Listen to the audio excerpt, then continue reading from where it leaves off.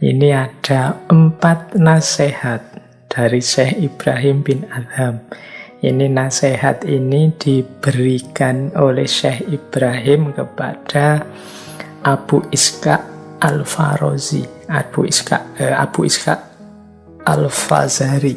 Abu Ishaq Al-Fazari ini seorang ahli fikih, ahli hadis dari zaman Khalifah Harun al-Rasyid.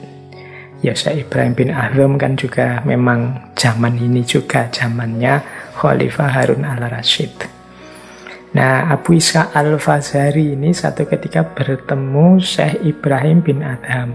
Beliau ini selalu penasaran dengan Syekh Ibrahim ini, karena beliau melihat Syekh ini loh lebih banyak diam, tidak banyak ngomong.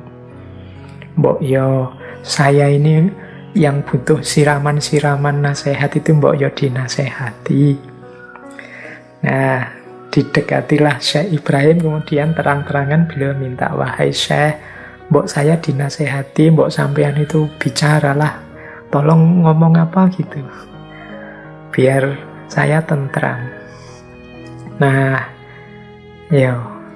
Syekh Ibrahim kemudian menuruti permintaannya Syekh Fazari ini, tapi justru beliau menasehati yang berhubungan dengan bicara tadi. Ini mungkin untuk menjelaskan juga kepada Syekh Fazari mengapa dia tidak obral omongan. Tidak mudah ngomong ke sana kemari, mentang-mentang ngerti banyak hikmah, mentang-mentang ngerti banyak ilmu, terus kemana-mana berfatwa, kemana-mana menebar hikmah untuk menunjukkan betapa aku ini tahu banyak hal.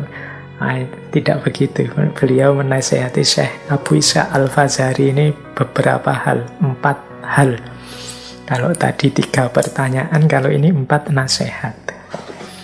Kata Syekh Ibrahim kepada Abu Ishaq Al-Fazari seperti ini. Wahai Abu Ishaq, ketahuilah ada 4 hal yang diinginkan seseorang dalam perkataannya. Jadi bicara atau diam itu silahkan saja, tapi perhatikan 4 rumus ini saat kita akan bicara. Jadi yang pertama, kata Syekh, ada perkataan yang diharapkan manfaatnya, tapi ada resiko dan bahayanya. Jenis perkataan seperti ini lebih baik ditinggalkan saja. Demi keselamatan diri juga keselamatan orang lain. Misalnya begini, kita ingin menasehati orang, tapi kita tahu, kalau saya menasehati orang ini, mungkin bermanfaat pada orang itu, tapi menyinggung orang yang lain. Kalau orang lain ini tersinggung, kalau dia marah, bisa bahaya, karena dia punya kekuasaan, karena dia punya power, karena dia punya pengaruh atas orang yang dinasehati. Nah, jadi manfaatnya ada, tapi ada resiko dan berbahaya. Kata Syekh, jenis yang pertama ini ya ditinggalkan saja.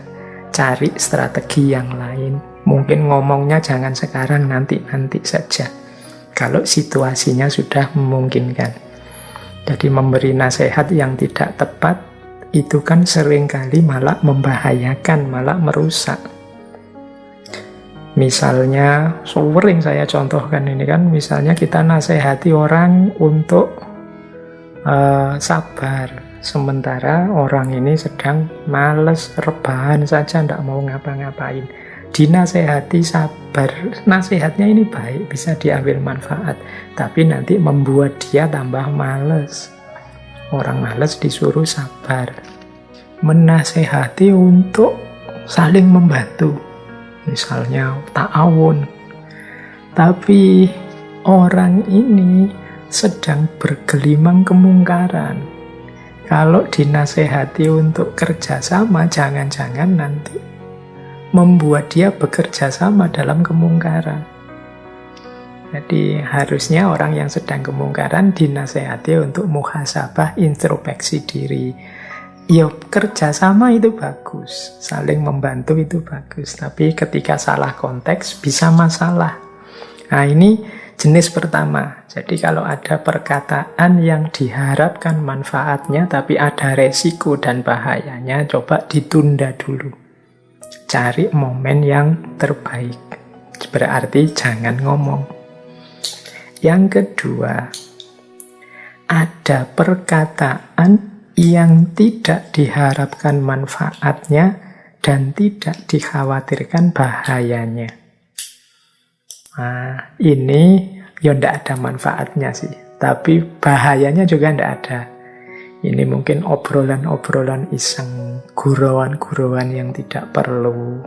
Nah, ini mungkin sesekali kita lakukan ya, tapi yo jangan banyak-banyak deh. Kata Syekh, yang seperti ini juga lebih baik dihindari agar tidak nambah masalah, tidak jadi beban bagi lisan dan anggota tubuh yang lain. Karena yang semacam ini yo isinya hanya sia-sia, menghabiskan waktu belaka. Jadi ini jenis perkataan kedua. Tidak ada manfaatnya tapi juga tidak ada bahayanya. Ya mungkin sekali-sekali ya untuk meringankan hidup kita. Tapi jangan terus-terusan karena tidak ada gunanya.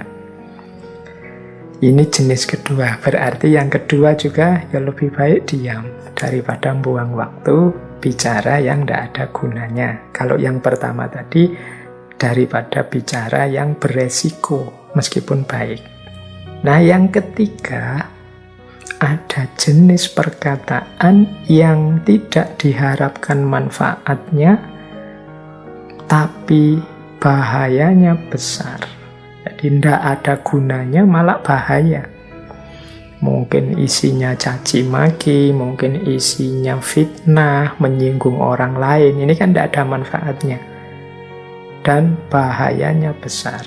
Jenis yang ketiga ini harus ditinggalkan. Wong manfaatnya ndak ada, malah dapat bahaya. Dengan kata-kata kita panen bahaya, dengan kata-kata kita panen dosa, dengan kata-kata kita panen kemungkaran. Kalau yang ketiga ini sudahlah tinggalkan saja. Jadi yang pertama lebih baik ditinggalkan, mencari momen yang tepat. Yang kedua lebih baik ditinggalkan karena sia-sia. Yang ketiga harus ditinggalkan karena berbahaya. Yang keempat baru perkataan yang banyak manfaatnya dan tidak dikhawatirkan bahaya atau efeknya. Jenis keempat inilah yang harus kita hidupkan, kita biasakan. Jadi pastikan setiap kali bicara yang kita sampaikan itu bermanfaat dan tidak ada efek samping bahayanya atau resikonya. Ini pelajaran dari Syekh Ibrahim bin Adham sekaligus menjawab rasa penasarannya Abu Ishaq Al-Fazari. Wong Syekh Ibrahim ini wali yang diikuti banyak orang, kok malah pendiam, tidak banyak bicara, tidak banyak omong. Ya mungkin beliau ingin agar bicara itu senantiasa tepat. Ya jenis yang keempat tadi, ya manfaat dan tidak ada efek sampingnya. Kalau manfaat tapi ada efek sampingnya yang negatif berbahaya, ya dipending dulu, ditunda dulu, nyari momen yang tepat. Kalau tidak ada manfaatnya dan juga tidak ada efek samping bahayanya juga, ya berarti ini omongan yang sia-sia saja, buang-buang waktu saja.